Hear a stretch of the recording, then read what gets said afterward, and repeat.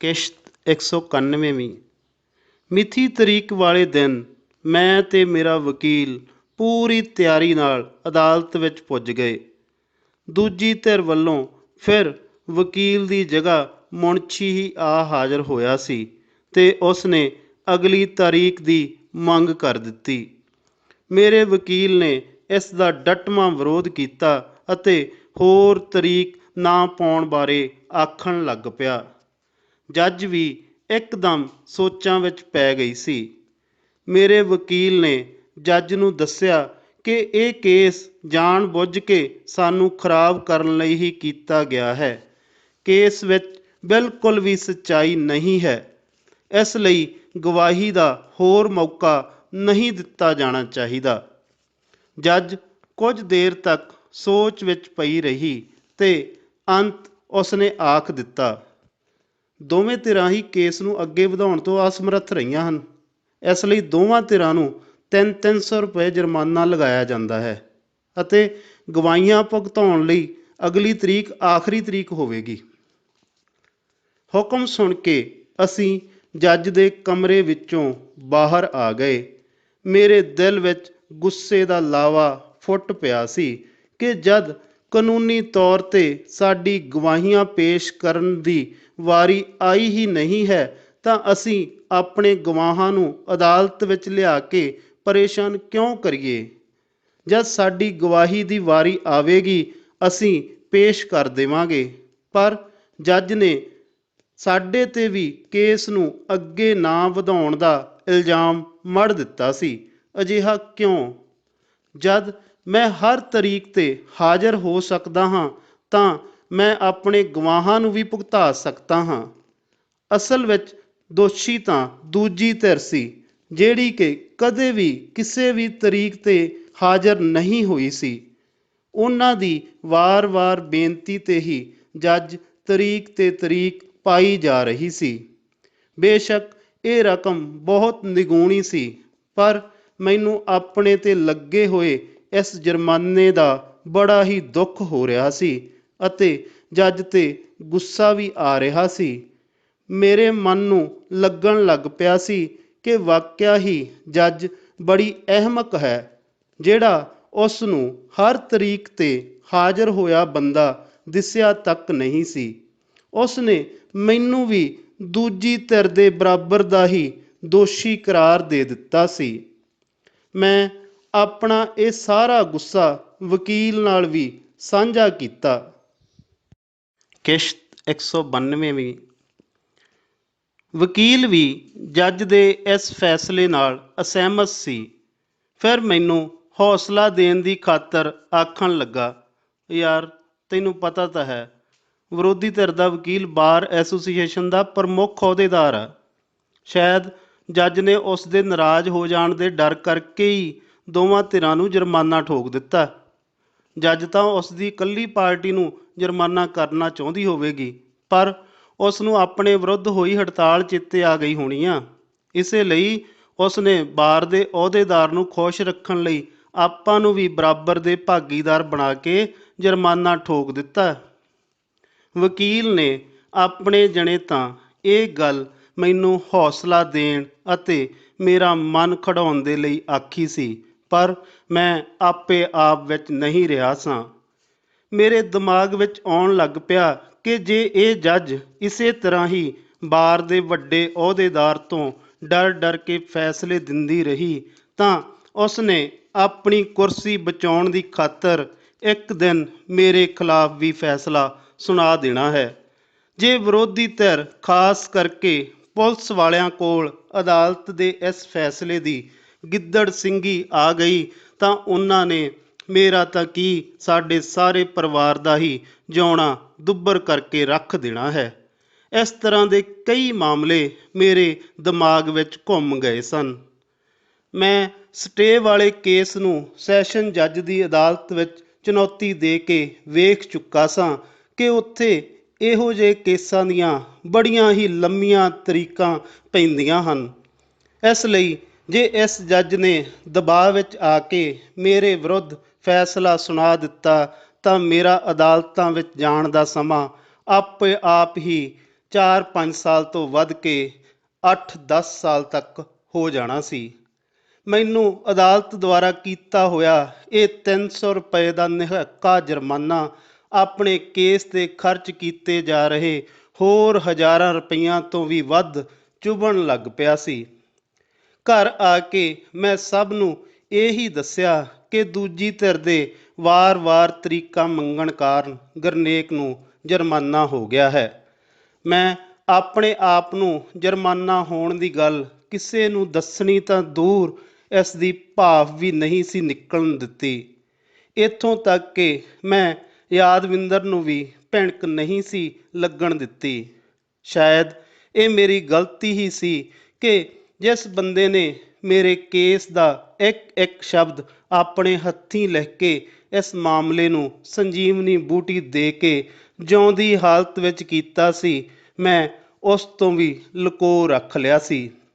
ਪਰ ਆਪਣੀ ਜਾਚੇ ਉਸ ਵੇਲੇ ਇਸ ਨੂੰ ਗੁਪਤ ਰੱਖਣਾ ਮੈਂ ਬਹੁਤ ਅਹਿਮ ਸਮਝਦਾ ਸਾਂ, ਤਾਂ ਕਿ ਕਿਸੇ ਵੀ ਜੀਅ ਦਾ ਮਨੋਬਲ ਡੋਲ ਨਾ ਸਕੇ। ਕਿਸ਼ਤ 193ਵੀਂ। ਆਪਣੀ ਇਸ ਨਵੀਂ ਹਾਰ ਦੇ ਗਮ ਵਿੱਚ ਸ਼ਾਮ ਨੂੰ ਮੈਂ ਬੋਤਲ ਕੱਢ ਲਈ। ਅੱਜ ਇਸ ਦੀਆਂ ਘੁੱਟਾਂ ਮੈਨੂੰ ਸਕੂਨ ਦੇਣ ਦੀ ਬਜਾਏ ਸਗੋਂ ਮੇਰੀ ਬੇਚੈਨੀ ਵਧਾ ਰਹੀਆਂ ਸਨ।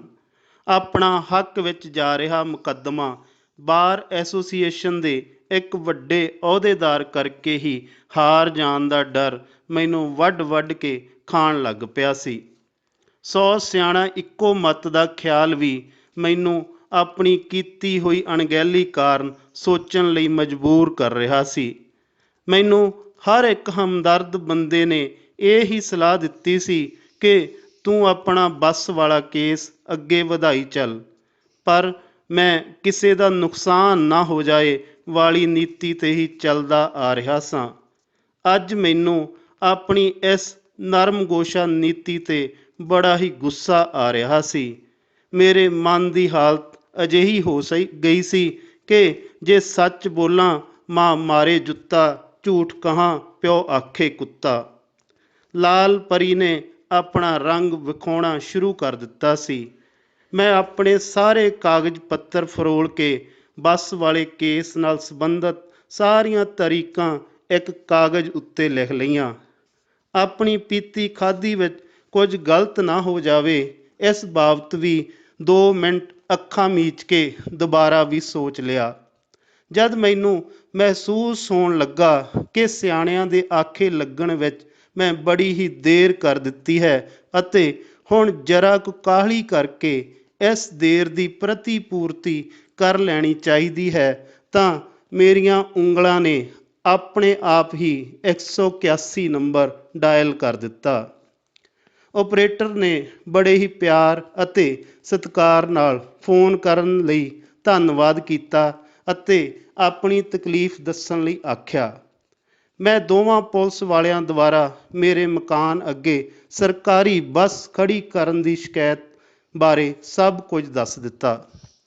ਆਪਣੀ ਭਾਸ਼ਾ ਤੋਂ ਓਪਰੇਟਰ ਮੈਨੂੰ ਬੜਾ ਹੀ ਤੇਜ਼ ਤਰਾਰ ਲੱਗਿਆ ਸੀ।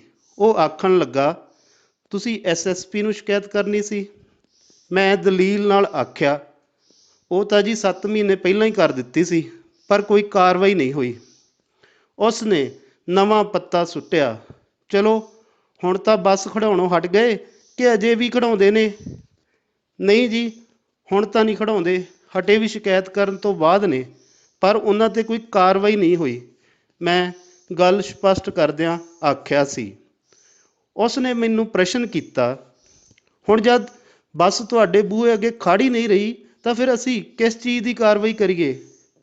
ਮੈਂ ਹਮਲਾਵਰ ਰੁਖ ਅਪਣਾ ਲਿਆ ਸੀ ਅਤੇ ਉਸ ਨੂੰ ਆਖਿਆ, ਜਦ ਮੈਂ 6-7 ਮਹੀਨੇ ਪਹਿਲਾਂ ਤੁਹਾਡੇ ਵਿਭਾਗ ਨੂੰ ਇਸ ਸਭ ਬਾਰੇ ਜਾਣਕਾਰੀ ਦੇ ਚੁੱਕਾ ਸਾਂ ਅਤੇ ਕੋਈ ਵੀ ਕਾਰਵਾਈ ਨਹੀਂ ਹੋਈ, ਹੁਣ ਜਦ 3 ਮਹੀਨੇ ਪਹਿਲਾਂ ਜ਼ਿਲ੍ਹਾ ਮੁਖੀ ਨੂੰ ਪੱਤਰ ਪਾਇਆ ਤਾਂ ਜਾ ਕੇ ਕਿਤੇ ਉਹ ਹਟੇ ਨੇ। ਉਹਨਾਂ ਵਿਰੁੱਧ ਸਰਕਾਰੀ ਮਸ਼ੀਨਰੀ ਦੀ ਦੁਰਵਰਤੋਂ ਦੀ ਧਾਰਾ ਲਾ ਕੇ ਕੇਸ ਦਰਜ ਕਰੋ। ਕਿਸ਼ਤ 194ਵੀਂ।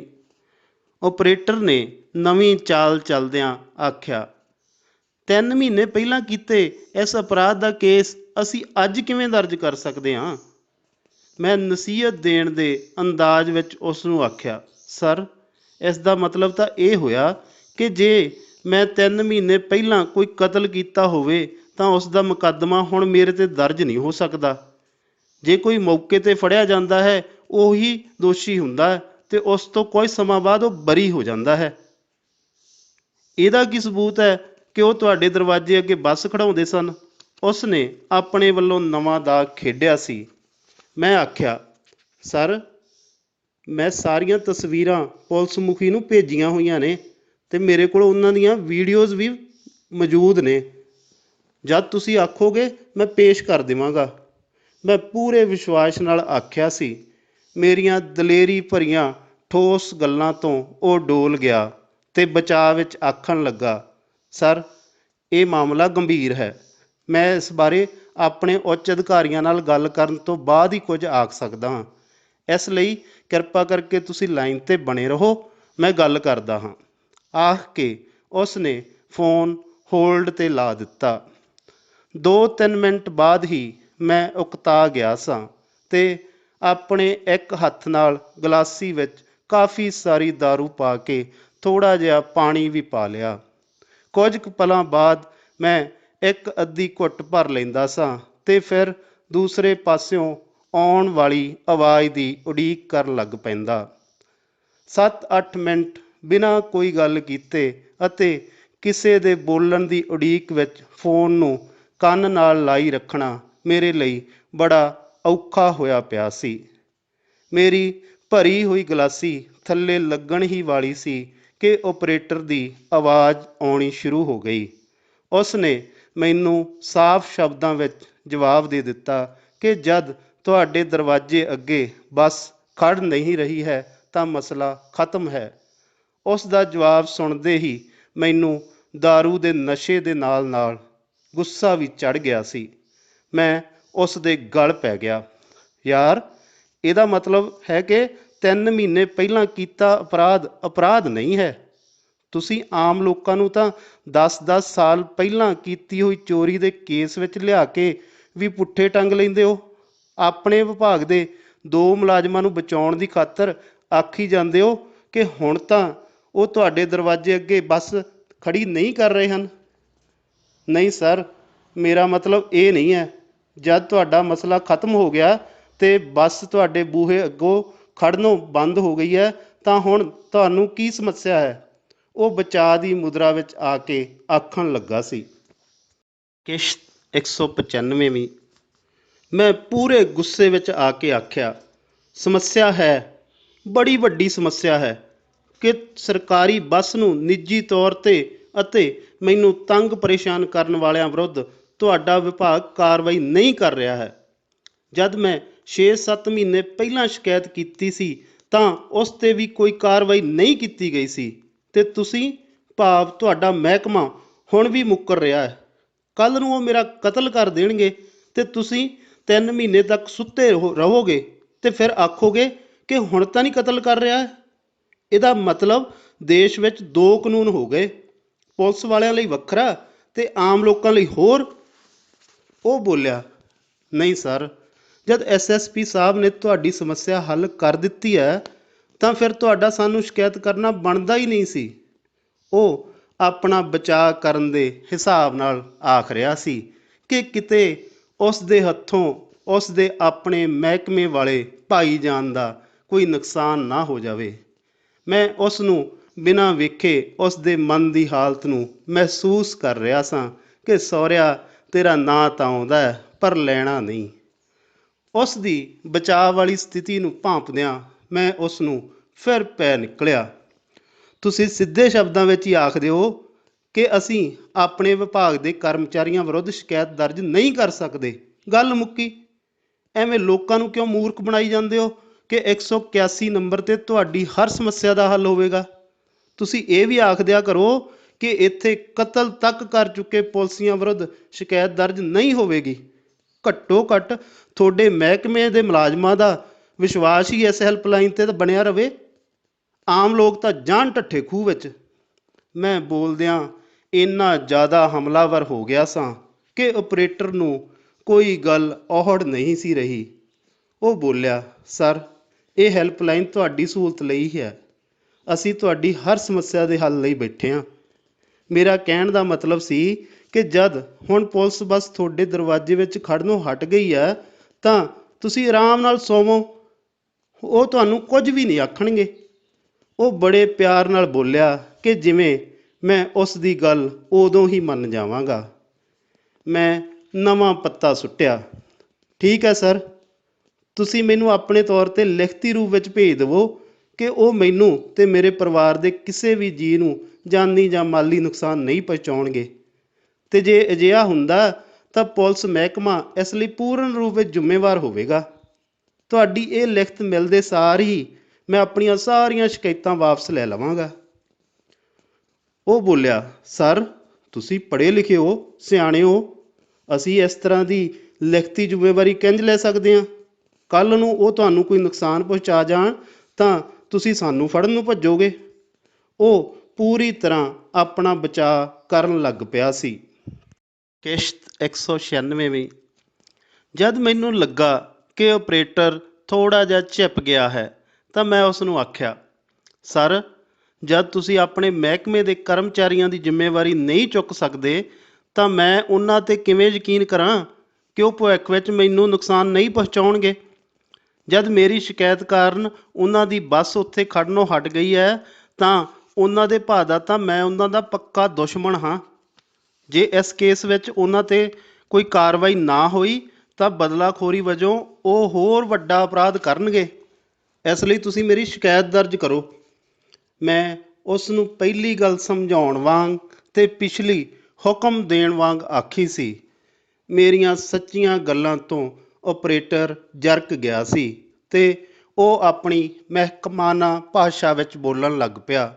ਸਰ, ਮਲਕੀਤ ਸਿੰਘ ਅਤੇ ਜਪਨਾਮ ਸਿੰਘ ਤੁਹਾਡੇ ਦਰਵਾਜ਼ੇ ਅੱਗੇ ਸਰਕਾਰੀ ਬੱਸ ਖੜ੍ਹਾਉਂਦੇ ਹਨ, ਤੁਹਾਨੂੰ ਤੰਗ ਪਰੇਸ਼ਾਨ ਕਰਦੇ ਹਨ। ਜ਼ਿਲ੍ਹਾ ਮੁਖੀ ਨੇ ਅਜੇ ਤੱਕ ਕੋਈ ਕਾਰਵਾਈ ਨਹੀਂ ਕੀਤੀ ਹੈ। ਹਾਂਜੀ, ਮੈਂ ਆਖਿਆ। ਉਸ ਨੇ ਕੁਝ ਹੋਰ ਸਵਾਲ ਵੀ ਕੀਤੇ ਜਿਨ੍ਹਾਂ ਦੇ ਮੈਂ ਮਕੂਲ ਉੱਤਰ ਦੇ ਦਿੱਤੇ। ਅੰਤ ਵਿੱਚ ਬੜੀ ਹੀ ਮੁਸ਼ਕਲ ਨਾਲ ਉਹ ਬੋਲਿਆ, ਤੁਹਾਡੀ ਸ਼ਿਕਾਇਤ ਦਰਜ ਕਰ ਦਿੱਤੀ ਗਈ ਹੈ ਅਤੇ ਤੁਸੀਂ ਆਪਣੀ ਸ਼ਿਕਾਇਤ ਦਾ ਨੰਬਰ ਨੋਟ ਕਰ ਲਵੋ। ਉਹ ਨੰਬਰ ਬੋਲਣ ਲੱਗ ਪਿਆ। ਜਦ ਮੈਂ ਨੰਬਰ ਲਿਖ ਲਿਆ ਤਾਂ ਉਹ ਬੜੇ ਹੀ ਨਰਮ ਰੌਂ ਵਿੱਚ ਬੋਲਿਆ, ਪੁਲਿਸ ਹੈਲਪਲਾਈਨ ਨੰਬਰ ਉੱਤੇ ਕਾਲ ਕਰਨ ਲਈ ਆਪ ਜੀ ਦਾ ਬਹੁਤ ਬਹੁਤ ਧੰਨਵਾਦ। ਫੋਨ ਕੱਟਿਆ ਜਾ ਚੁੱਕਾ ਸੀ। ਮੈਂ ਕਰੜਾ ਰਿਹਾ ਸਾਂ ਅਤੇ ਸ਼ਿਕਾਇਤ ਦਰਜ ਕਰਵਾ ਕੇ ਹੀ ਉਸ ਆਪਰੇਟਰ ਦਾ ਖਹਿੜਾ ਛੱਡਿਆ ਸੀ। ਮੈਨੂੰ ਇਸ ਗੱਲ ਦੀ ਖੁਸ਼ੀ ਹੋਈ ਸੀ, ਪਰ ਮੈਨੂੰ ਇਸ ਹੈਲਪਲਾਈਨ ਨੰਬਰ ਦੀ ਅਸਲੀਅਤ ਅਤੇ ਪੁਲਿਸ ਦੇ ਵੱਡੇ ਅਧਿਕਾਰੀਆਂ ਦੀ ਮਾਨਸਿਕ ਬਣਤਰ ਵੀ ਸਮਝ ਲੱਗ ਗਈ ਸੀ। ਉਹਨਾਂ ਲਈ ਪੁਲਿਸ ਮੁਲਾਜ਼ਮਾਂ ਦੁਆਰਾ ਕੀਤਾ ਗਿਆ ਲੱਖਾਂ ਰੁਪਏ ਦੀ ਸਰਕਾਰੀ ਬੱਸ ਨੂੰ ਸਾਲਾਂ ਬੱਧੀ ਵੇਸਵਾਵਾਂ ਵਾਂਗ ਵਰਤਣ ਦਾ ਇੱਕ ਵੱਡਾ ਅਪਰਾਧ ਵੀ ਮਾਫ਼ ਕਰਨਯੋਗ ਹੁੰਦਾ ਹੈ, ਪਰ ਇੱਕ ਆਮ ਬੰਦੇ ਦੁਆਰਾ ਕਿਸੇ ਦੂਜੇ ਨਾਲ ਕੀਤੀ ਗਈ ਕੁਝ ਰੁਪਈਆਂ ਦੀ ਠੱਗੀ ਜਾਂ ਫਿਰ ਕਿਸੇ ਅਮਲੀ ਦੁਆਰਾ ਕਿਸੇ ਦਾ 500-400 ਦੀ ਕੀਮਤ ਦਾ ਖੋਹਿਆ ਹੋਇਆ ਮੋਬਾਈਲ ਬੜਾ ਹੀ ਵੱਡਾ ਅਤੇ ਸੰਗੀਨ ਜੁਰਮ ਲੱਗਦਾ। ਇਸੇ ਕਰਕੇ ਹੀ ਛੋਟੇ ਚੋਰਾਂ ਨੂੰ ਫੜ ਕੇ ਇਸ ਵਿਭਾਗ ਦੇ ਕਰਮਚਾਰੀ ਅਖਬਾਰਾਂ ਵਿੱਚ ਖਬਰਾਂ ਲਗਵਾ ਕੇ ਆਪਣੀ ਪਿੱਠ ਆਪ ਹੀ ਥਾਪੜਦੇ ਰਹਿੰਦੇ ਹਨ ਅਤੇ ਲੱਖਾਂ ਦੀ ਕੀਮਤ ਵਾਲੀ ਬੱਸ ਦੀ ਦੁਰਵਰਤੋਂ ਦਾ SSP ਅਤੇ ਪੁਲਿਸ ਹੈਲਪਲਾਈਨ ਦੇ ਵੱਡੇ ਅਫਸਰਾਂ ਨੂੰ ਪਤਾ ਲੱਗ ਜਾਣ ਦੇ ਬਾਵਜੂਦ ਉਹ ਆਪਣੀ ਜ਼ੁਬਾਨ ਖੋਲ੍ਹਣੀ ਤਾਂ ਦੂਰ, ਸ਼ਿਕਾਇਤਕਰਤਾ ਦੀ ਆਵਾਜ਼ ਨੂੰ ਦਬਾਉਣ ਲਈ ਅੱਡੀ ਚੋਟੀ ਦਾ ਜ਼ੋਰ ਲਾਈ ਜਾ ਰਹੇ ਹਨ। ਕਿਸ਼ਤ 197ਵੀਂ। ਮੈਂ ਇਸ ਸਭ ਦੀ ਜਾਣਕਾਰੀ ਉਸੇ ਵੇਲੇ ਹੀ ਆਪਣੇ ਹਮਦਰਦ ਪੁਲਿਸ ਵਾਲੇ ਨੂੰ ਦੇ ਦਿੱਤੀ। ਉਹ ਗੰਭੀਰ ਜਿਹਾ ਹੋ ਕੇ ਆਖਣ ਲੱਗਾ, ਤੂੰ ਤਾਂ ਦੇਰ ਹੀ ਬੜੀ ਕਰ ਦਿੱਤੀ ਹੈ। ਹੁਣ ਤੱਕ ਤਾਂ ਤੇਰਾ ਮਸਲਾ ਨਿਬੜ ਜਾਣਾ ਚਾਹੀਦਾ ਸੀ, ਪਰ ਇਹ ਬਹੁਤ ਹੀ ਲਮਕ ਗਿਆ। ਮੈਂ ਉਸ ਨੂੰ ਆਖਿਆ, ਸਰ, ਹੁਣ ਤੁਸੀਂ ਦੱਸੋ, ਮੈਂ ਤਾਂ ਨਹੀਂ ਉਹਨਾਂ ਦੇ ਘਰ ਜਾ ਕੇ ਆਖਣਾ ਕਿ ਮੇਰੇ ਨਾਲ ਸਮਝੌਤਾ ਕਰ ਲਵੋ। ਪਹਿਲ ਤਾਂ ਉਹਨਾਂ ਨੂੰ ਹੀ ਕਰਨੀ ਬਣਦੀ ਹੈ। ਮੈਂ ਤਾਂ ਇੱਕ ਵਾਰ ਪਹਿਲਾਂ ਵੀ ਮਲਕੀਤ ਨੂੰ ਬੁਲਾ ਕੇ ਆਖ ਦਿੱਤਾ ਸੀ ਕਿ ਮੇਰੇ ਹੱਥੋਂ ਆਪਣਾ ਨੁਕਸਾਨ ਨਾ ਕਰਵਾਓ, ਪਰ ਉਹ ਟਲਦੇ ਹੀ ਨਹੀਂ। ਹੁਣ ਦੱਸੋ ਮੈਂ ਕੀ ਕਰਾਂ? ਮੈਂ ਆਪਣੇ ਵੱਲੋਂ ਸਥਿਤੀ ਸਪਸ਼ਟ ਕੀਤੀ ਸੀ। ਉਹ ਬੋਲਿਆ, ਯਾਰ ਹੁਣ ਕੀ ਕਰ ਸਕਦੇ ਹਾਂ, ਜਦ ਅਸੀਂ ਸਮਝਾ ਸਮਝਾ ਕੇ ਥੱਕ ਚੁੱਕੇ ਹਾਂ, ਪਰ ਉਹ ਸਮਝਦੇ ਹੀ ਨਹੀਂ। ਜਦੋਂ ਕਿਸੇ ਦੇ ਮਾੜੇ ਦਿਨ ਆਏ ਹੁੰਦੇ ਆ, ਉਹ ਇੰਝ ਹੀ ਕਰਦਾ ਹੁੰਦਾ, ਗਿੱਦੜ ਦੇ ਜੱਟ ਦੀ ਥੰਮੀ ਨਾਲ ਖਹਿਣ ਵਾਲੀ ਗੱਲ ਵਾਂਗੂ। ਉਹ ਮਜ਼ਾਕ ਜਿਹੇ ਵਿੱਚ ਬੋਲਿਆ ਸੀ। ਮੈਂ ਉਸ ਨੂੰ ਪੁੱਛਿਆ, ਹੁਣ ਮੇਰੇ ਲਈ ਕੀ ਹੁਕਮ ਆ ਜੀ, ਮੈਂ ਕੀ ਕਰਾਂ? ਉਹ ਬੋਲਿਆ, ਤੂੰ ਫੋਨ ਕਰ ਦਿੱਤਾ, ਹੁਣ ਚੁੱਪ ਕਰ ਜਾ ਕੋਈ ਦਿਨ, ਵੇਖਦੇ ਹਾਂ ਕੀ ਕਰਦੇ ਨੇ। ਯਾਦ ਰੱਖ, ਸਬਰ ਦਾ ਫਲ ਮਿੱਠਾ ਹੁੰਦਾ। ਉਸ ਨੇ ਸਲਾਹ ਦਿੱਤੀ ਸੀ। ਫੋਨ ਕੱਟਣ ਤੋਂ ਬਾਅਦ ਮੈਨੂੰ ਲੱਗਣ ਲੱਗ ਪਿਆ ਕਿ ਵਾਕਿਆ ਹੀ ਉਹਨਾਂ ਦੇ ਬੁਰੇ ਦਿਨ ਸ਼ੁਰੂ ਹੋ ਚੁੱਕੇ ਹਨ। ਮੇਰੇ ਲੱਖ ਚਾਹੁਣ ਦੇ ਬਾਵਜੂਦ ਜੇ ਉਹ ਨਾ ਸਮਝੇ ਤਾਂ ਉਹਨਾਂ ਦਾ ਨੁਕਸਾਨ ਸ਼ਾਇਦ ਮੇਰੇ ਹੱਥੋਂ ਹੋਣਾ ਹੀ ਸੀ। ਅਜਿਹੀ ਸਥਿਤੀ ਵਿੱਚ ਮੈਂ ਕੀ ਕਰ ਸਕਦਾ ਸਾਂ? ਆਪਣੀ ਚਮੜੀ ਬਚਾਉਣ ਲਈ ਮੈਨੂੰ ਨਾ ਚਾਹੁੰਦੇ ਹੋਏ ਵੀ ਹਮਲਾਵਰ ਹੋਣ ਲਈ ਮਜਬੂਰ ਕੀਤਾ ਜਾ ਰਿਹਾ ਸੀ। ਜੇਕਰ ਇਹੀ ਸ਼ਿਕਾਇਤਾਂ ਝਗੜੇ ਦੇ ਮੁੱਢਲੇ ਦਿਨਾਂ ਵਿੱਚ ਕੀਤੀਆਂ ਜਾਂਦੀਆਂ ਤਾਂ ਸ਼ਾਇਦ ਅਸੀਂ ਗੁੱਸੇ ਵਿੱਚ ਆ ਕੇ ਇਹ ਸਭ ਕੁਝ ਮੀਡੀਆ ਵਿੱਚ ਵੀ ਲੈ ਜਾਣਾ ਸੀ। ਪਰ ਹੁਣ ਕਿਉਂਕਿ ਇਸ ਲੜਾਈ ਨੇ ਕਾਨੂੰਨੀ ਰਾਹ ਅਖਤਿਆਰ ਕਰ ਲਿਆ ਸੀ, ਇਸ ਲਈ ਮੈਂ ਹਰ ਕਦਮ ਸੋਚ ਸਮਝ ਕੇ ਹੀ ਚੁੱਕ ਰਿਹਾ ਸਾਂ। ਬਿਨਾਂ ਵਜ੍ਹਾ ਉਹਨਾਂ ਦਾ ਨੁਕਸਾਨ ਨਾ ਕਰਨ ਦਾ ਮੇਰਾ ਹਮਦਰਦ ਪੁਲਸੀਏ ਨਾਲ ਵਾਅਦਾ ਵੀ ਸੀ, ਜਿਹੜਾ ਕਿ ਮੈਂ ਨਿਭਾਉਣ ਦੀ ਪੂਰੀ ਕੋਸ਼ਿਸ਼ ਕਰ ਰਿਹਾ ਸਾਂ। ਪਰ ਹਾਲਾਤ ਹੀ ਅਜਿਹੇ ਬਣ ਰਹੇ ਸਨ ਕਿ ਮੈਨੂੰ ਨਾ ਚਾਹੁੰਦੇ ਹੋਏ ਵੀ ਉਹਨਾਂ ਦਾ ਨੁਕਸਾਨ ਕਰਨਾ ਹੀ ਪੈ ਰਿਹਾ ਸੀ। ਮੈਂ ਪੂਰੀ ਤਰ੍ਹਾਂ ਮਜਬੂਰ ਹੋ ਚੁੱਕਾ ਸਾਂ। ਕਿਸ਼ਤ 198ਵੀਂ। ਇਸ ਘਟਨਾ ਤੋਂ ਤੀਜੇ ਚੌਥੇ ਦਿਨ ਜਦ ਮੈਂ ਸਕੂਲੋਂ ਵਾਪਸ ਪਰਤਿਆ ਤਾਂ ਮੈਨੂੰ ਘਰ ਦਾ ਮਾਹੌਲ ਪਹਿਲਾਂ ਨਾਲੋਂ ਵੀ ਵਧੇਰੇ ਗਮਗੀਨ ਲੱਗਾ। ਘਰ ਦੇ ਵਾਤਾਵਰਣ ਤੋਂ ਹੀ ਮੈਂ ਭਾਂਪ ਗਿਆ ਸੀ ਕਿ ਜ਼ਰੂਰ ਹੀ ਕੋਈ ਨਾ ਕੋਈ ਬੁਰੀ ਖਬਰ ਮੇਰੀ ਉਡੀਕ ਕਰ ਰਹੀ ਹੈ, ਪਰ ਫਿਰ ਵੀ ਮੈਂ ਆਪਣੇ ਆਪ ਨੂੰ ਸੰਭਾਲ ਲਿਆ ਸੀ। ਘਰ ਅੰਦਰ ਵੜਦੇ ਸਾਰ ਹੀ ਮੈਂ ਆਪਣੀਆਂ ਦੋਵਾਂ ਬੇਟੀਆਂ ਨੂੰ ਉਹਨਾਂ ਦੇ ਪਿਆਰ ਨਾਲ ਆਪਣੇ ਰੱਖੇ ਹੋਏ ਨਾਮ ਲੈ ਕੇ ਉੱਚੀ ਉੱਚੀ ਪੁਕਾਰਨਾ ਸ਼ੁਰੂ ਕਰ ਦਿੱਤਾ। ਓਏ ਕਿੱਥੇ ਆ ਮੇਰਾ ਸ਼ੀਸ਼ਾ ਪਾਲਾ ਤੇ ਨੰਨੂ ਪਾਲਾ? ਅੱਜ ਮੈਨੂੰ ਗੇਟ 'ਤੇ ਲੈਣ ਕਿਉਂ ਨਹੀਂ ਆਏ? ਕਿਤੇ ਸੌਂ ਤਾਂ ਨਹੀਂ ਗਏ? ਮੇਰੇ ਤੋਂ ਬਿਨਾਂ ਸਾਰਾ ਟੱਬਰ ਇੱਕ ਕਮਰੇ ਵਿੱਚ ਇਕੱਠਾ ਹੋਇਆ ਬੈਠਾ ਸੀ। ਮੇਰੀ ਇਸ ਗੱਲ ਵੱਲ ਕਿਸੇ ਨੇ ਵੀ ਕੋਈ ਖਾਸ ਤਵੱਜੋ ਨਾ ਦਿੱਤੀ। ਇਹਨਾਂ ਕੁਝ ਕੁ ਪਲਾਂ ਵਿੱਚ ਹੀ ਮੈਂ ਸਭ ਜੀਆਂ ਦੀ ਅੰਦਰਲੀ ਗੱਲ ਨੂੰ ਸਮਝ ਗਿਆ ਸਾਂ। ਸਾਰੇ ਘਰ ਵਿੱਚ ਇੱਕ ਸੁੰਨ ਜਿਹੀ ਪਸਰੀ ਹੋਈ ਸੀ। ਮੈਨੂੰ ਵੇਖਦੇ ਸਾਰ ਹੀ ਮੇਰੀਆਂ ਦੋਵੇਂ ਬੇਟੀਆਂ ਰੋਂਦੀਆਂ ਹੋਈਆਂ ਮੇਰੀਆਂ ਲੱਤਾਂ ਨਾਲ ਚਿੰਬੜ ਗਈਆਂ ਤੇ ਬਾਕੀ ਸਾਰੇ ਜਣੇ ਮੇਰੇ ਵੱਲ ਸਵਾਲੀਆ ਨਿਗਾਹਾਂ ਨਾਲ ਵੇਖਣ ਲੱਗ ਪਏ। ਮੈਨੂੰ ਸਮਝ ਨਹੀਂ ਸੀ ਆ ਰਹੀ ਕਿ ਇਹ ਸਭ ਕੁਝ ਕੀ ਤੇ ਕਿਉਂ ਹੋ ਰਿਹਾ ਹੈ। ਆਪਣੇ ਘਰਦਿਆਂ ਦੀਆਂ ਨਜ਼ਰਾਂ ਤੋਂ ਪਲ ਭਰ ਵਿੱਚ ਹੀ ਮੈਂ ਅੰਦਾਜ਼ਾ ਲਾ ਲਿਆ ਸੀ ਕਿ ਜ਼ਰੂਰ ਹੀ ਕੁਝ ਇੰਨਾ ਭਿਆਨਕ ਵਾਪਰ ਚੁੱਕਾ ਹੈ ਕਿ ਇਸ ਦਾ ਅਸਰ ਪਰਿਵਾਰ ਦੇ ਜੀਆਂ ਦੇ ਨਾਲ ਨਾਲ ਬੱਚੀਆਂ ਦੇ ਮਨ 'ਤੇ ਵੀ ਪੈ ਗਿਆ ਹੈ। ਮੈਂ ਹਿੰਮਤ ਜਿਹੀ ਇਕੱਠੀ ਕਰਕੇ ਛੋਟੀ ਬੱਚੀ ਨੰਨੂ ਨੂੰ ਆਪਣੀਆਂ ਬਾਹਾਂ ਵਿੱਚ ਲੈਂਦਿਆਂ ਪੁੱਛ ਹੀ ਲਿਆ, ਉਹ ਕੀ ਗੱਲ ਹੋ ਗਈ? ਮੇਰਾ ਸ਼ੀਸ਼ਾ ਪਾਲਾ ਤੇ ਨੰਨੂ ਪਾਲਾ ਵੀ ਰੋਈ ਜਾਂਦੇ ਨੇ, ਅਜੇ ਤਾਂ ਮੈਂ ਜਿਉਂਦਾ ਪੁੱਤਰੋ। ਮੇਰੇ ਮਨ ਵਿੱਚ ਇਹ ਗੱਲ ਸੀ ਕਿ ਮੈਂ ਆਪਣੇ ਜਿਉਂਦੇ ਜੀ ਦੋਨਾਂ ਬੇਟੀਆਂ ਨੂੰ ਰੋਣ ਨਹੀਂ ਦੇਵਾਂਗਾ। ਮੇਰੀ ਮਾਂ ਮੈਨੂੰ ਟੋਕਦਿਆਂ ਆਖਣ ਲੱਗੀ, ਕੋਈ ਸੁੱਖ ਦੇ ਬੋਲ ਬੋਲ, ਹਰ ਵੇਲੇ ਭਕਾਈ ਮਾਰੀ ਜਾਂਦਾ। ਮੈਂ ਖਿੱਝ ਕੇ ਆਖਿਆ, ਕੋਈ ਗੱਲ ਵੀ ਦੱਸੋ, ਐਵੇਂ ਇਹਨਾਂ ਜਵਾਕੜੀਆਂ ਨੂੰ ਰਵਾਈ ਜਾਂਦੇ ਹੋ। ਮੇਰੀ ਮਾਂ ਮੈਨੂੰ ਇੱਕ ਲਿਫਾਫਾ ਫੜਾਉਂਦੀ ਹੋਈ ਬੋਲੀ, ਆਹ ਚਿੱਠੀ ਪੜ੍ਹ ਲੈ, ਅਸੀਂ ਤਾਂ ਉਸੇ ਦੇ ਫਿਕਰ ਵਿੱਚ ਮਰੇ ਪਏ ਹਾਂ। ਮੈਂ ਝੱਟ ਦੇਣੇ ਉਹ ਚਿੱਠੀ ਪੜ੍ਹਨੀ ਸ਼ੁਰੂ ਕਰ ਦਿੱਤੀ। ਚਿੱਠੀ ਅੰਗਰੇਜ਼ੀ ਅਤੇ ਕਾਨੂੰਨੀ ਭਾਸ਼ਾ ਵਿੱਚ ਲਿਖੀ ਹੋਈ ਸੀ। ਭਾਵੇਂ ਕਿ ਪਹਿਲੀ ਪੜ੍ਹਤ ਵਿੱਚ ਮੈਂ ਇਸ ਵਿਚਲੇ ਪੂਰੇ ਭਾਵ ਨੂੰ ਚੰਗੀ ਤਰ੍ਹਾਂ ਸਮਝ ਨਹੀਂ ਸਾਂ ਸਕਿਆ, ਪਰ ਮੈਨੂੰ ਇਸ ਦੇ ਭਾਵ ਅਰਥ ਤਕਰੀਬਨ ਪਤਾ ਲੱਗ ਗਏ ਸਨ।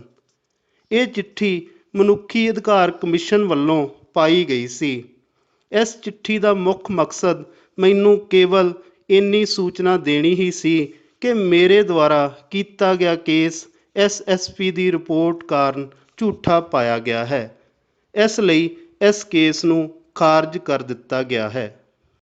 ਕਿਸ਼ਤ 199ਵੀਂ। ਚਿੱਠੀ ਨੂੰ ਪੜ੍ਹਦਿਆਂ ਹੀ ਮੈਂ ਸਮਝ ਚੁੱਕਾ ਸਾਂ ਕਿ ਘਰ ਵਿੱਚ ਇੰਨੀ ਉਦਾਸੀ ਕਿਉਂ ਸੀ। ਇੱਕਦਮ ਤਾਂ ਮੇਰੇ ਚਿਹਰੇ 'ਤੇ ਵੀ ਉਦਾਸੀ ਅਤੇ ਫਿਕਰ ਵੇਖ ਕੇ ਸਭ ਘਬਰਾ ਗਏ ਸਨ। ਪਰ ਪਤਾ ਨਹੀਂ ਮੈਂ ਕਿਵੇਂ ਨਾ ਕਿਵੇਂ ਆਪਣੇ ਆਪ ਨੂੰ ਸੰਭਾਲ ਲਿਆ ਸੀ ਤੇ ਮੇਰੇ ਮੂੰਹੋਂ ਸਹਿਜ ਸੁਭਾਅ ਹੀ ਨਿਕਲਿਆ, ਮੈਨੂੰ ਤਾਂ ਪਹਿਲਾਂ ਹੀ ਪਤਾ ਸੀ, ਤੁਸੀਂ ਐਵੇਂ ਫਿਕਰ ਕਰੀ ਜਾਂਦੇ ਹੋ। ਆਪਣਾ ਬੱਸ ਵਾਲਾ ਕੇਸ ਬੜਾ ਮਜ਼ਬੂਤ ਆ, ਤੁਸੀਂ ਵੇਖਦੇ ਚੱਲਿਓ, ਮੈਂ ਜਿਉਂਦੇ ਜੀ ਹਾਰ ਨਹੀਂ ਮੰਨਦਾ। ਪਤਾ ਨਹੀਂ ਮੈਂ ਕਿੰਨੀਆਂ ਹੀ ਹੋਰ ਅਜਿਹੀਆਂ ਗੱਲਾਂ ਕੀਤੀਆਂ ਕਿ ਸਭ ਦਾ ਹੌਸਲਾ ਬੱਝ ਜਾਵੇ। ਘਰਦਿਆਂ ਨੂੰ ਤਾਂ ਮੈਂ ਧਰਵਾਸਾ ਦੇ ਦਿੱਤਾ ਸੀ, ਪਰ ਆਪ ਅੰਦਰੋਂ ਬੇਹੱਦ ਡਰ ਗਿਆ ਸਾਂ। ਡਰ ਦੇ ਨਾਲ ਗੁੱਸੇ ਦਾ ਭਾਵ ਵੀ ਮੇਰੇ ਮਨ ਵਿੱਚ ਉਪਜ ਰਿਹਾ ਸੀ। ਭਾਵੇਂ ਕਿ ਮੈਂ ਇਹ ਵੀ ਨਹੀਂ ਸੀ ਚਾਹੁੰਦਾ ਕਿ ਮੇਰੇ ਕਾਰਨ ਦੋਵਾਂ ਪੁਲਿਸ ਵਾਲਿਆਂ ਦੀ ਨੌਕਰੀ ਨੂੰ ਕੋਈ ਖਤਰਾ ਬਣੇ, ਪਰ ਮੈਂ ਉਹਨਾਂ ਦੇ ਸਿਰ ਉੱਤੇ ਇੱਕ ਤਲਵਾਰ ਜ਼ਰੂਰ ਲਟਕਾਈ ਰੱਖਣਾ ਚਾਹੁੰਦਾ ਸਾਂ। ਇਸ ਕੇਸ ਨੂੰ ਬਿਨਾਂ ਵਜ੍ਹਾ ਰੱਦ ਕਰ ਦਿੱਤੇ ਜਾਣ ਕਾਰਨ ਹੁਣ ਉਹਨਾਂ ਦੇ ਹੌਸਲੇ ਪਹਿਲਾਂ ਨਾਲੋਂ ਵੀ ਵੱਧ ਜਾਣੇ ਸਨ। ਸੋਚ ਰਿਹਾ ਸਾਂ ਕਿ ਮੇਰਾ ਇੱਕ ਹੋਰ ਤੀਰ ਵੀ ਨਕਾਰਾ ਚਲਾ ਗਿਆ ਹੈ। ਘਰਦਿਆਂ ਤੋਂ ਚੋਰੀ ਮੈਂ ਆਪਣੇ ਹਮਦਰਦ ਪੁਲਿਸ ਵਾਲੇ ਤੋਂ ਸਮਾਂ ਲੈ ਕੇ ਉਸ ਨੂੰ ਜਾ ਮਿਲਿਆ ਤੇ ਸਾਰੀ ਕਹਾਣੀ ਉਸ ਨੂੰ ਸੁਣਾ ਦਿੱਤੀ। ਕੇਸ ਦੇ ਇੱਕੋ ਦਮ ਹੀ ਰੱਦ ਕਰ ਦਿੱਤੇ ਜਾਣ ਕਾਰਨ ਉਹ ਵੀ ਕੁਝ ਉਦਾਸ ਹੋ ਗਿਆ ਸੀ। ਫਿਰ ਸੋਚ ਕੇ ਬੋਲਿਆ, ਮੈਨੂੰ ਤਾਂ ਲੱਗਦਾ ਕਿ ਜ਼ਰੂਰ ਐਸਪੀ ਨੇ ਆਪਣੇ ਘਰ ਵਾਲੀ ਜੱਜ ਦਾ ਪ੍ਰਭਾਵ ਵਰਤ ਕੇ ਕੇਸ ਨੂੰ ਰੱਦ ਕਰਵਾਇਆ। ਕੀ ਖਿਆਲ ਹੈ? ਉੱਥੇ ਵੀ ਸਿਫਾਰਸ਼ਾਂ ਚੱਲਦੀਆਂ ਜੀ? ਮੈਂ ਹੈਰਾਨੀ ਨਾਲ ਪੁੱਛਿਆ ਸੀ। ਉਸ ਨੇ ਲੰਬਾ ਸਾਰਾ ਹੌਕਾ ਲੈ ਕੇ ਆਖਿਆ, ਇੱਥੇ ਤਾਂ ਬਹੁਤ ਕੁਝ ਚੱਲਦਾ ਵੀਰਿਆ, ਤੂੰ ਕਿਹੜੀ ਦੁਨੀਆ ਵਿੱਚ ਤੁਰਿਆ ਫਿਰਦਾ ਹੈ? ਇਹ ਐਸਪੀ ਬੜਾ ਮੇਰੇ ਮਗਰ ਪਿਆ ਫਿਰਦਾ, ਆਏ ਇਹਦੇ ਘਰ ਵਾਲੀ ਸਿਫਾਰਸ਼ ਕਰ ਦਿੰਦੀ ਹੋਵੇਗੀ? ਮੈਂ ਹੈਰਾਨੀ ਨਾਲ ਪੁੱਛਿਆ। ਉਹ ਬੋਲਿਆ, ਇਹ ਵੱਡੇ ਅਫਸਰ ਕੰਨਾਂ ਦੇ ਬੜੇ ਕੱਚੇ ਹੁੰਦੇ ਨੇ, ਨਾਲੇ ਜਪਨਾਮ ਤਾਂ ਉਹਦੇ ਗੋਡੇ ਮੋਢੀ ਬੈਠਾ ਰਹਿੰਦਾ, ਤੇਰੇ ਵਿਰੁੱਧ ਕੰਨ ਭਰੀ ਜਾਂਦਾ ਰਹਿੰਦਾ ਹੋਣਾ। ਸਾਹਿਬ ਨੂੰ ਆਪਣੇ ਚਮਚੇ 'ਤੇ ਤਰਸ ਆ ਗਿਆ ਹੋਣਾ ਤੇ ਉਸਨੇ ਕਮਿਸ਼ਨ ਦੇ ਜੱਜ ਨੂੰ ਫੋਨ ਕਰ ਦਿੱਤਾ ਹੋਣਾ। ਉਹ ਕਿਆਫਾ ਵੀ ਲਾ ਰਿਹਾ ਸੀ। ਕਿਸ਼ਤ 200ਵੀਂ। ਮੈਂ ਖਿੱਝ ਕੇ ਆਖਿਆ, ਫਿਰ ਇਹੋ ਜਿਹੇ ਕਮਿਸ਼ਨ ਬਣਾਉਣ ਦਾ ਫਾਇਦਾ ਹੀ ਕੀ ਆ, ਜਿਹਨੇ ਮੰਨਣੀ ਫਿਰ ਵੀ ਪੁਲਿਸ ਮਹਿਕਮੇ ਦੀ ਆ। ਉਸ ਨੇ ਪੂਰੇ ਵਿਸ਼ਵਾਸ ਨਾਲ ਆਖਿਆ, ਓ ਯਾਰ, ਕਮਿਸ਼ਨ ਵਾਲਿਆਂ ਨੂੰ ਵੀ ਪਤਾ ਕਿ ਸਾਡੇ ਕੇਸਾਂ ਦਾ ਬਣਨਾ ਕੁਝ ਨਹੀਂ ਹੁੰਦਾ, ਇਸੇ ਕਰਕੇ ਉਹ ਵੱਡੇ ਅਫਸਰਾਂ ਨੂੰ ਖੁਸ਼ ਕਰੀ ਰੱਖਦੇ ਨੇ। ਇਸ ਤਰ੍ਹਾਂ ਉਹਨਾਂ ਦੀ ਵੀ ਚੱਲਦੀ ਰਹਿ ਜਾਂਦੀ ਹੈ ਤੇ ਪੁਲਿਸ ਨੂੰ ਆਪਣੇ ਕੀਤੇ ਹੋਏ ਕਰਮਾਂ ਦੀ ਸਜ਼ਾ ਭੁਗਤਣ ਦੀ ਥਾਂ ਕਲੀਨ ਚਿੱਟ ਮਿਲ ਜਾਂਦੀ ਹੈ। ਜੇ ਕੋਈ ਕੇਸ ਨੂੰ ਅੱਗੇ ਵਧਾਉਂਦਾ ਤਾਂ ਉਹ ਕਮਿਸ਼ਨ ਤੋਂ ਮਿਲੀ ਇਸ ਗਿੱਦੜ ਪਰਚੀ ਨੂੰ ਪੇਸ਼ ਕਰਕੇ ਪੁਲਿਸ ਵਾਲੇ ਆਪਣੇ ਆਪ ਨੂੰ ਨਿਰਦੋਸ਼ ਸਿੱਧ ਕਰ ਦਿੰਦੇ ਨੇ। ਮੈਂ ਖਿੱਝ ਕੇ ਆਖਿਆ, ਕਮਿਸ਼ਨ ਅਜਿਹੇ ਕੇਸਾਂ ਦੀ ਜਾਂਚ ਆਪ ਕਿਉਂ ਨਹੀਂ ਕਰਦਾ? ਜਦ ਇਸ ਨੇ ਪੁਲਿਸ ਦੀ ਜਾਂਚ ਦੇ ਆਧਾਰ 'ਤੇ ਹੀ ਫੈਸਲਾ ਦੇਣਾ ਤਾਂ ਫਿਰ ਆਮ ਲੋਕਾਂ ਨੂੰ ਉੱਥੇ ਧੱਕੇ ਕਿਉਂ ਖਵਾਏ ਜਾਂਦੇ ਨੇ? ਸਿੱਧਾ ਹੀ ਆਖ ਦੇਣ ਕਿ ਜੇ ਤੁਹਾਡੇ ਨਾਲ ਹੋਏ ਧੱਕੇ ਵਿਰੁੱਧ ਪੁਲਿਸ ਦੀ ਜਾਂਚ ਰਿਪੋਰਟ ਤੁਹਾਡੇ ਹੱਕ ਵਿੱਚ ਨਹੀਂ ਹੈ ਤਾਂ ਸਾਡੇ ਕੋਲ ਆਉਣ ਦੀ ਕੋਈ ਲੋੜ ਨਹੀਂ। ਜਦ ਸਰਕਾਰਾਂ ਨੂੰ ਵੀ ਪੂਰੀ ਤਰ੍ਹਾਂ ਪਤਾ ਲੱਗ ਗਿਆ ਕਿ ਅਜਿਹੇ ਮਾਮਲਿਆਂ 'ਚ ਕਮਿਸ਼ਨ ਕੁਝ ਵੀ ਨਹੀਂ ਕਰਨ ਜੋਗਾ ਤਾਂ ਇਸ ਚਿੱਟੇ ਹਾਥੀ ਨੂੰ ਮਗਰੋਂ ਕਿਉਂ ਨਹੀਂ ਲਾਹ ਦਿੰਦੀਆਂ? ਇੰਨਾ ਆਖਦਿਆਂ ਮੇਰਾ ਚਿਹਰਾ ਗੁੱਸੇ ਨਾਲ ਲਾਲ ਹੋ ਚੁੱਕਾ ਸੀ। ਉਹ ਬੋਲਿਆ, ਬੰਦ ਕਿਉਂ ਕਰਨਗੇ? ਅੰਤਰਰਾਸ਼ਟਰੀ ਪੱਧਰ ਤੋਂ ਮਿਲਦੇ ਗੱਫੇ ਬੰਦ ਹੋ ਜਾਣਗੇ, ਇਹਨਾਂ ਨੂੰ ਕੀ ਪਰਵਾਹ? ਲੋਕ ਰੁਲੀ ਜਾਂਦੇ ਆ ਤਾਂ ਰੁਲਦੇ ਰਹਿਣ। ਇਹਨਾਂ ਦੇ ਆਪਣੇ ਕੰਮ ਹੁੰਦੇ ਰਹਿੰਦੇ ਨੇ ਅਤੇ ਅਹੁਦਿਆਂ ਦੇ ਨਾਲ ਨਾਲ ਗਰੰਟਾਂ ਵੀ ਛਕਣ ਨੂੰ ਮਿਲ ਜਾਂਦੀਆਂ ਨੇ। ਉਸ ਨੇ ਮੇਰੀ ਜਾਣਕਾਰੀ ਵਿੱਚ ਕਾਫੀ ਵਾਧਾ ਕਰ ਦਿੱਤਾ ਸੀ। ਚਲੋ ਜੀ, ਆਪਣਾ ਕਮਿਸ਼ਨ ਵਾਲਾ ਬੰਬ ਤਾਂ ਠੁੱਸ ਪਟਾਕਾ ਹੀ ਨਿਕਲ ਗਿਆ। ਹੁਣ ਆਪਾਂ ਨੂੰ ਕੀ ਕਰਨਾ ਚਾਹੀਦਾ? ਮੈਂ ਪੂਰੀ ਉਦਾਸੀ ਨਾਲ ਪੁੱਛਿਆ ਸੀ। ਉਹ ਮੈਨੂੰ ਹੌਸਲਾ ਦਿੰਦਾ ਹੋਇਆ ਬੋਲਿਆ, ਉਹ ਕੋਈ ਨਾ, ਨਿਰਾਸ਼ ਨਾ ਹੋ। ਤੈਨੂੰ ਪਰਮਾਣੂ ਬੰਬ ਤਾਂ ਦਿੱਤਾ ਹੀ ਹੋਇਆ, ਚਲਾਵਾਂਗੇ ਵੀ, ਪਰ ਸਮਾਂ ਆਉਣ ਦੇ ਕੇਰਾਂ, ਕਾਹਲਾ ਨਾ ਪੈ। ਜ਼ੁਲਮ ਨੂੰ ਅਜੇ ਆਪਣਾ ਹੋਰ ਰੂਪ ਵਿਖਾ ਲੈਣ ਦੇ। ਵੇਖਦੇ ਹਾਂ ਅਜੇ ਹੋਰ ਕੀ ਕੁਝ ਕਰਦੇ ਨੇ। ਤੂੰ ਕੁਝ ਦਿਨ ਹੋਰ ਉਡੀਕ ਕਰ ਲੈ, ਫਿਰ ਆਪਾਂ ਸੋਚ ਵਿਚਾਰ ਕਰ ਲਵਾਂਗੇ ਕਿ ਅੱਗੇ ਕੀ ਕਰਨਾ। ਉਸ ਨੇ ਇੰਨਾ ਕਹਿੰਦਿਆਂ ਮੈਨੂੰ ਆਪਣੇ ਕਲਾਵੇ ਵਿੱਚ ਲੈ ਲਿਆ ਸੀ। ਉਸ ਨਾਲ ਹੋਰ ਵਾਹਵਾ ਦੇਰ ਗੱਲਾਂ ਕਰਕੇ ਮੈਂ ਵਾਪਸ ਘਰ ਆ ਗਿਆ ਸਾਂ।